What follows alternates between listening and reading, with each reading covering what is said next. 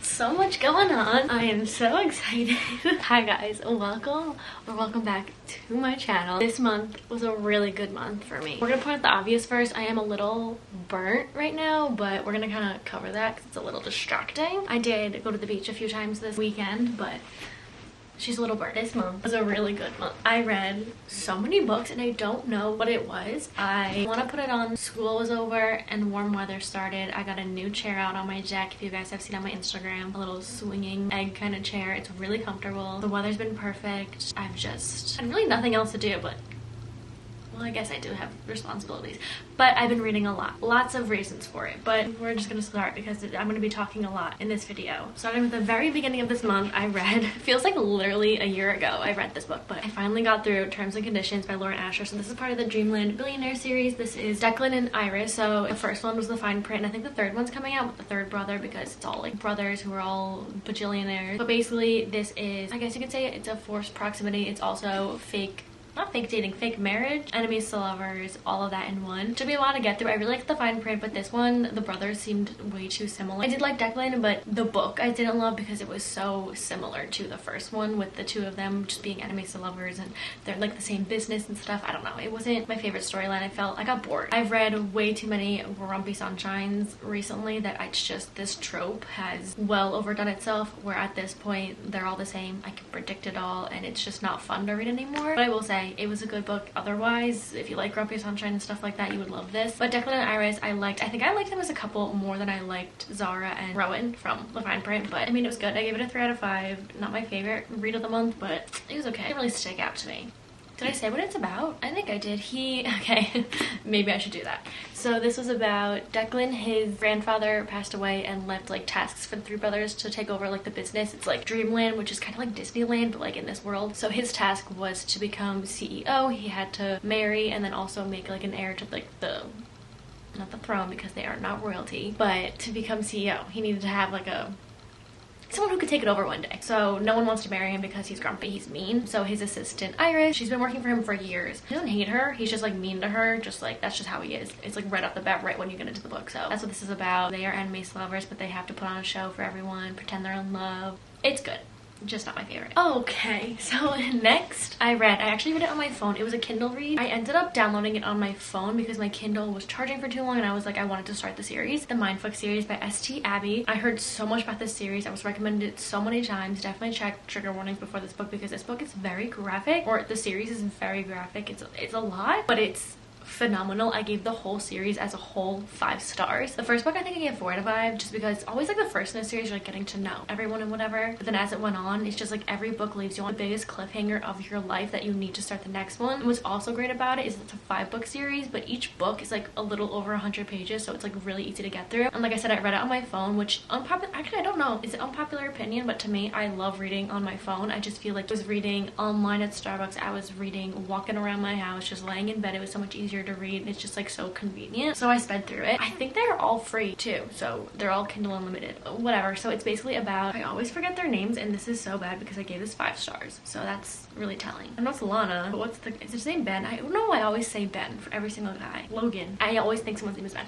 Okay, it's about Lana and Logan, and basically Logan's part of the FBI. He's a profiler, so as soon as I started reading this, it reminded me so much of Criminal Minds and the way that they profile, where I loved Criminal Minds when I watched it in high school, so that was amazing. And then Lana, she is a serial killer, but she's not just like a crazy serial killer where she's going around just like killing people for fun. She has a list and she has reasons for killing these people, and you find out all of her like drama and you find out all of what's going on. But they accidentally like bump into each other and romance kind of happens, so you get like her and her serial killing, I guess you could say, and then you also get their romance, and then you get his point of view where he has no idea what she's doing and he's like on the case of what she's doing. It's so good and it escalates like so quick. For even it being a 5-book series, you get through it so quick. You always are uncovering something and it's like their romance grows and it's like you feel their romance. Like it's not just like I don't know, it was so good. I wrote down, what did I write down? Okay, so it's dual point of view, and then also when you're seeing like flashbacks of what happened to her in the past, you get them like kind of like spread out throughout the book. You don't like get them at once, so you don't know exactly what happened to her, which I liked. And like I said, every single one ends on a cliffhanger. It is so suspenseful when you end off each book, and then also like getting Logan's point of view and like knowing everything from what Lana's doing. It's like so good. You just like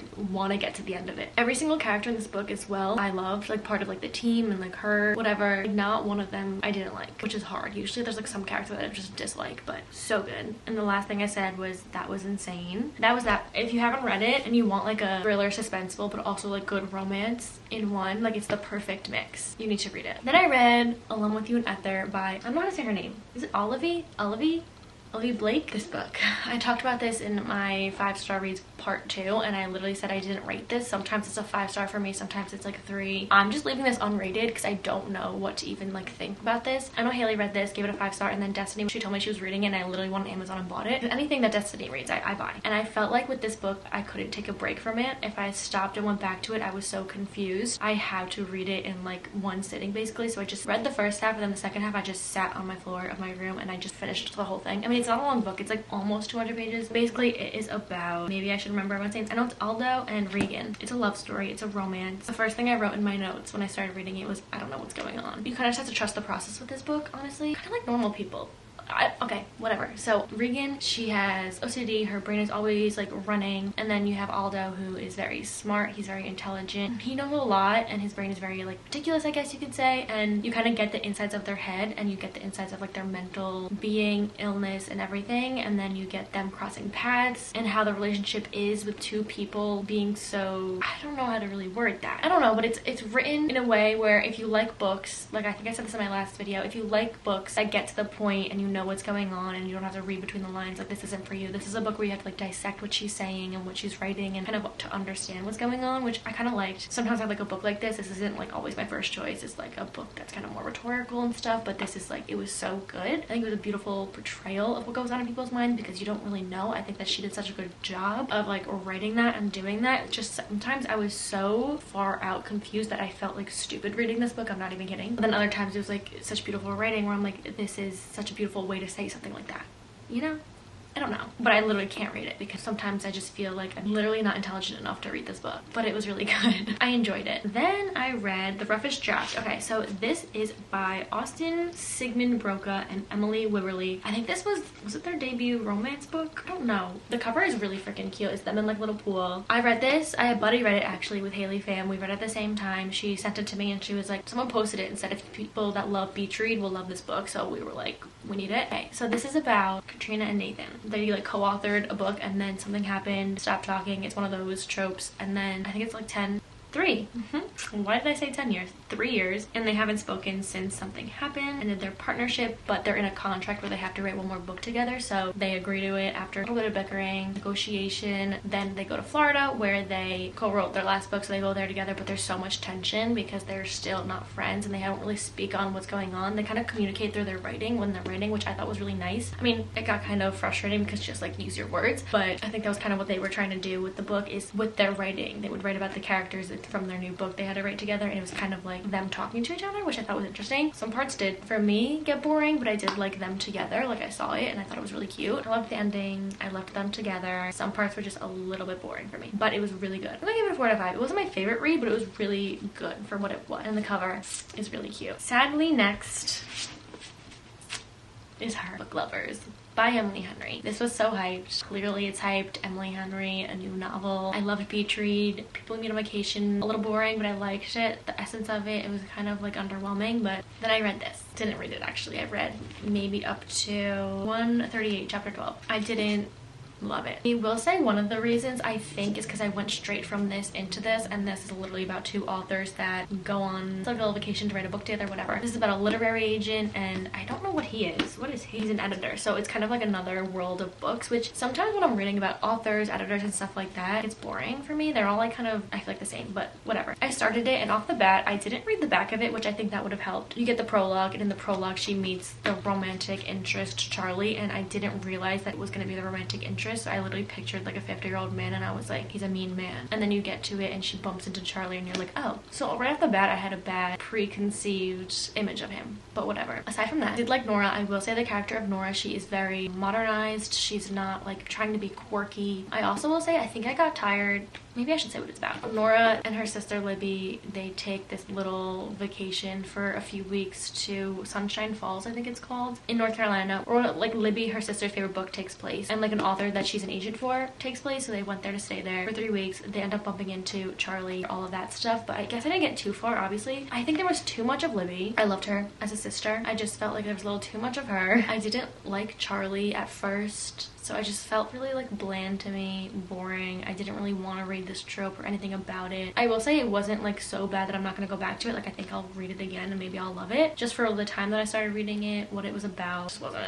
what I wanted, and it didn't live up to what I was expecting, so it just bored me and I literally didn't pick it up. And I know when I don't pick up a book that I just shouldn't force myself, so I put it down and I said, let's not do this anymore. I literally would just leave it and I wouldn't read at all. I would go days without reading, and this put me in such a big slump, but maybe I'll get back to her. We will have to see. Okay, and then I read A Million Kisses in Your Lifetime by Monica Murphy. This is a pretty big book right off the bat just looking at it, but the font is huge and it's kind of like split up the paragraphs, which I liked. It made me read faster, honestly. I didn't expect to love this book as much as I did. From the last, I guess, 4 books that I read previous to this, they were all about like, I guess, late 20 to 30-year-olds and their romances and their issues and what's going on with them. I think I got sick of reading about adults. This is about high school romance, so this was refreshing to read. I loved their names, Crew and Ren. Ren and Crew go to the same private school. Both have very rich families. Ren is very innocent. She's like was new to the school freshman year, but they are now seniors, and Crew has always had a thing for her. They never spoke because Crew is kind of mean, whatever. It's not like really Grumpy Sunshine like at all. You don't really get that vibe as you do like a regular Grumpy Sunshine. It's just like that's just their personalities. I will say the beginning I didn't love because I didn't love the way that they would like portray each other. Like I didn't like how Crew looked at Ren and said things or like thought things about her, and then how Ren made it such a big deal that she was so innocent. But then I was like, this is the point of the book. You will understand if you read it or if you're going to. They just end up in the same class together. I think it's psychology. They're paired together for a psychology project where the teacher pairs everyone and they have to just do a project on getting to know each other, so they're forced to get to know each other. It was so good. I really did thoroughly enjoy this book. Again, the beginning wasn't that great, but after like 100 pages I just flew through it. There is one part with like a teacher, Mr. Fig, that I didn't think was necessary. I think she needed to put it in to give more to the plot line, but I didn't love that. I did love Ren and Crew. I love Crew. He would do absolutely anything for this girl. It felt just like a comfort book at the time of me reading it. I feel like I would go back to this and read it, and that's when I know it's like so good. It was hard for me to rate this. I didn't know if I should give it a 4 or a 5. I give it a 4.5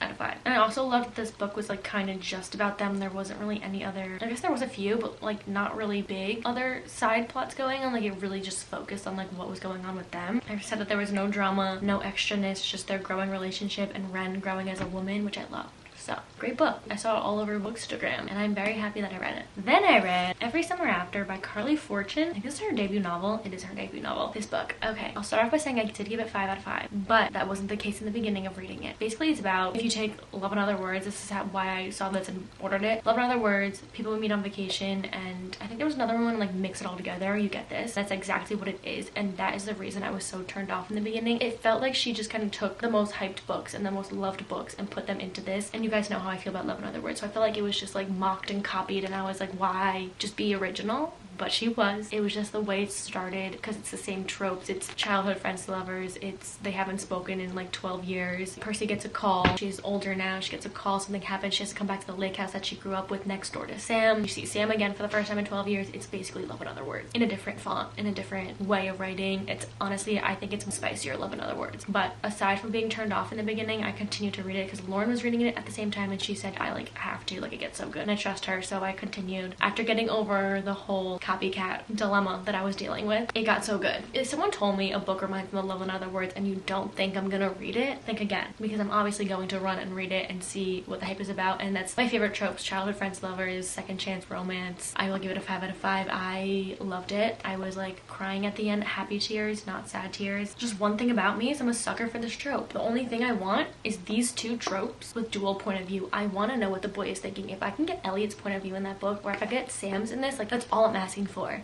is for someone to write childhood friends to lovers, second chance romance, they haven't seen in years, give me the boy's point of view. I want to know what they're thinking. But yeah, these had high expectations. I literally, before I read it, said good luck to this book because, again, they said love in other words. But it was so good. I did guess why they didn't speak for years. I mean, there was a kind of like a second part to it. One of the parts I did guess. It was kind of, you could pick up on it, but when it did come, I was still taken aback, taken by surprise. So yeah, I was obsessed. 5 out of 5. It deserves the hype that it's getting. And good for her. Her debut book, and she is getting so much hype on it, but that's what happens when you take the best book, in my opinion, and put it into like another one. It's just spicier. It was so good. I read It Happened One Summer by Tessa Bailey. I did just now go to Barnes and get the second one, Hook, Line, and Sinker, which is like the sisters side. So first, I remember seeing this all over the place. It was a few months ago. I don't really remember when, but basically it's kind of like a Schitt's Creek inspired rom-com book. I love Schitt's Creek, one of my favorite shows absolutely ever. It is to me peak comedy of shows. I think it's so funny. So I saw that, saw the cover, and I was like, this is gonna be perfect. But basically it's about Piper, rich LA girl, basically Alexis from Schitt's Creek if you've seen it, but she is just kind of like closed off to reality because her stepfather is so rich, whatever. Something happens and she gets sent off to a different town, Westport, Washington. She gets sent off, her sister goes with her, and it's basically a small town where her father, her real father, kind of grew up and stuff. So she gets that there. She's sent there for 3 months to kind of come back down to reality, figure out how to take responsibility. Her sister goes with her because they're best friends. And I think this is where I wish book lovers did, because she went to a small town with her sister. They went to a small town together. The way that she wrote with the sister was perfect. Like, the sister wasn't involved too much. It was focused on the relationship of what was going on. The beginning wasn't like that good because, again, you have to like build what's going on. But once Brendan got into the picture, it was amazing. It's Grumpy Sunshine, but it's not grumpy where he is possessive, he is obsessive, he's annoying, he's mean. It was like perfectly done. Okay, so I said I loved how modernized it felt. It felt nice to read about social media, not in a cringy way, because she's an influencer. She has millions of followers and stuff like that. She kind of talks about that and goes through whatever she's doing with that. It just felt like normal. I don't know. I said it was predictable, but that's like every Grumpy Sunshine. You're gonna get the exact same thing, and that's what I was saying in the beginning of this video. I am so over Grumpy Sunshine, but what are you gonna do? Predictable or not, I think it was done well. Brendan wasn't too grumpy over the top, and they communicated and weren't toxic, and that is where this stood out for me. Brendan was so communicative. Usually in a book, they have an argument and they stop talking, and it's like, communicate, maybe just talk it out. And Brendan legit forced them to speak about their problems and fix what was going on, and I think that's what made him so perfect. He was so understanding, communicative, and he is just perfect. So I loved this. I think I gave it a 4 out of 5 just because this trope is just like, it's getting overdone for me, so that's sad, but it was great. I did enjoy it. I loved them. Okay, last but certainly not least, I just finished this today. This is Winter in Paradise by Ellen Hildebrand, the first in the series. It's a series of 3. I read this sometime last year, but I am now gonna finish the series. I just started the second one, and I just bought the third one, so I want to finish the series, but I need a refresher because I don't remember what happened. I know the essence of like what happened, but I need to reread it. It's kind of short. It's like 300 pages, but basically it's about a woman who gets a call that her husband was on business, but he ended up dying in a helicopter crash with the pilot, and another woman was on the helicopter with them over St. John Island over there, and she's like, why was my husband there? So she has to go over to St. John, investigate, figure out why her husband was over there. Turns out he had a whole other life. She takes her 2 grown sons with her. They're shocked too, and then you also get point of views from all the people on the other side, because the woman that was also in the helicopter lived on St. John, so you get like people that were like her life. You get all of it. And what I love about Ellen, this is by Ellen Hildebrand, she gets everyone's point of view. So you get the mom's point of view, the 2 sons, you get Ayers, who is one of the town people, you get Huck, you get everyone's point of view. So you get what everyone's thinking, what's going on with everyone, and it's just, I love her writing. It's really refreshing. I read this on the beach, so it felt right. But I'm on the second one. I forgot how much of a cliffhanger this ends on, so I'm very excited to start the second one. I kind of started it. I read 1 chapter, but actually there's no chapters. It just changes point of views, which I really like. I love her writing, so excited about this series. We will talk about the second and third in what I read in June. I am so excited for June's books because I've read so many this month, so many good ones, and I've read a good amount, and it makes me excited for summer reading because it's the best time to read. It's also my birthday month, which is very exciting. Those are all of the books that I read this month. Let me know if you read any of these, if you have any opinions, if you have any books you want me to read next month. I do have quite the lineup right now. I'm trying to get through the books that I have in my room, even though I keep buying new ones. I need to stop, but it's hard. It's a hard life. I need to ban myself from buying more, but whatever. Okay, I know this was a longer one, but I do hope you enjoyed. I will see you hopefully in the next one. Bye!